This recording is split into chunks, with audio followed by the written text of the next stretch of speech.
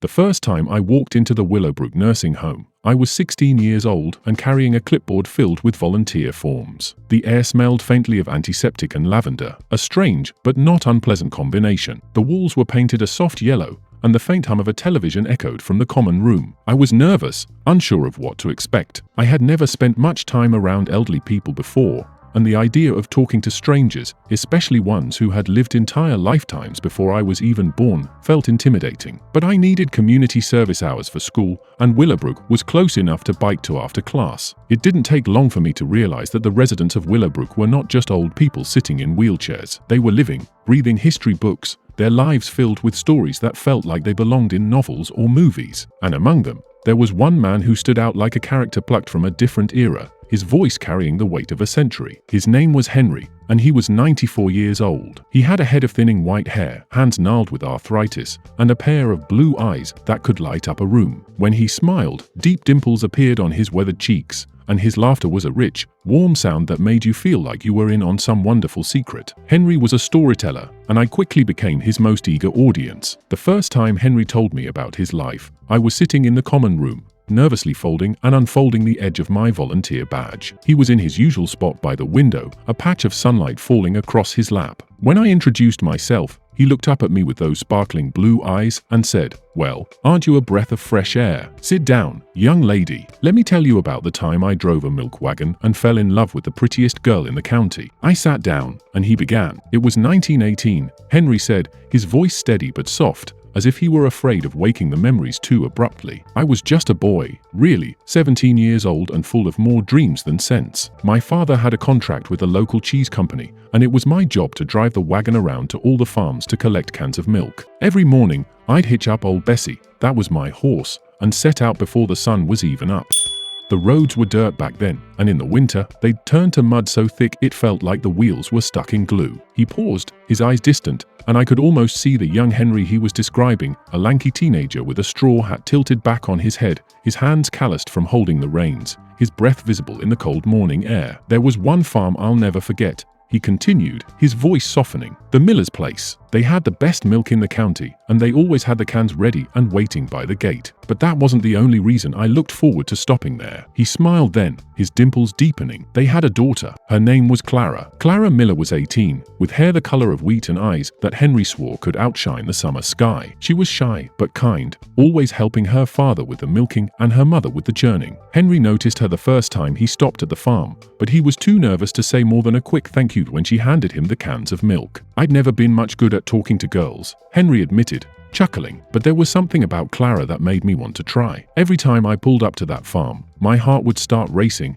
and I'd practice what I was going to say to her. But as soon as I saw her, my mind would go blank, and I'd just stand there like a fool, staring at her like she was some kind of angel." It took Henry a year to work up the courage to say more than a few words to Clara. In that time, he learned everything he could about her from the other farmers. He found out she loved to read, that she had a soft spot for wildflowers, and that she could play the piano so beautifully it brought tears to your eyes. He started bringing her little gifts, a book he found at the general store, a handful of daisies he picked by the side of the road, and leaving them with the milk cans. Clara never said anything about the gifts, but she always smiled when she saw him, and that was enough to keep Henry coming back. One day, Henry decided he couldn't wait any longer. He had to tell Clara how he felt. He practiced his speech the entire way to the miller's farm, rehearsing every word until he was sure he had it perfect. But when he got there, Clara wasn't alone. Her father was standing next to her, his arms crossed and his expression stern. "I thought for sure he was going to tell me to stay away from his daughter," Henry said, his voice tinged with amusement. "But instead,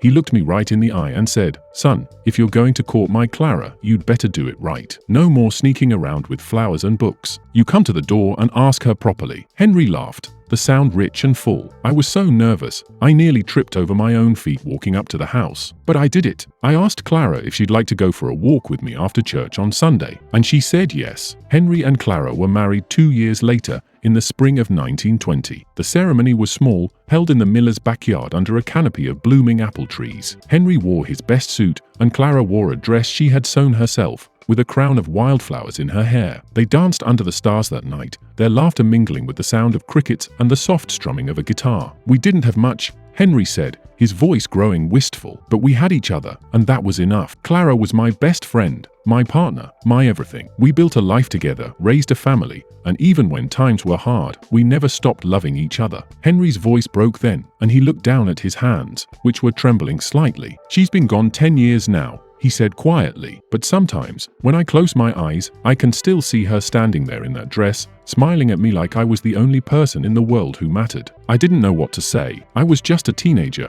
barely old enough to understand the depth of the love Henry was describing, but I could see it in his eyes, in the way his face softened when he talked about Clara. It was a love that had lasted a lifetime. A love that had survived wars and depressions and the passage of time. Over the next few months, I spent as much time as I could with Henry. He told me more stories about the Great Depression, about World War II, about the birth of his children and grandchildren. But his favorite stories were always the ones about Clara. He told me about the time they danced in the rain, about the way she hummed while she cooked, about the way her hand felt in his, even when they were both old and wrinkled. Love isn't about grand gestures, he said one day, his voice firm. It's about the little things. The way she'd leave a note in my lunch pail, or the way she'd laugh at my terrible jokes. It's about showing up, day after day, even when life gets hard. That's what love is. The last time I saw Henry, he was sitting by the window, just like always. But he looked weaker, his face pale and his hands trembling more than usual. He smiled when he saw me, though, and motioned for me to sit down. I've been thinking, he said, his voice barely above a whisper, about Clara, about how lucky I was to have her, and about how much I miss her. I reached out and took his hand, feeling the papery thinness of his skin. She sounds amazing, I said, my voice cracking. He nodded, his eyes filling with tears. She was. And you know what? I'll see her again soon. I can feel it. Henry passed away a week later, peacefully in his sleep. At his funeral, I stood at the back of the room, listening as his children and grandchildren shared their own stories about him. But in my mind, I was back in that nursing home, sitting by the window as Henry told me about the girl he had loved for more than 60 years. As I left the funeral, I found myself thinking about Henry's words, about love and life, and the stories we leave behind. And I realized that,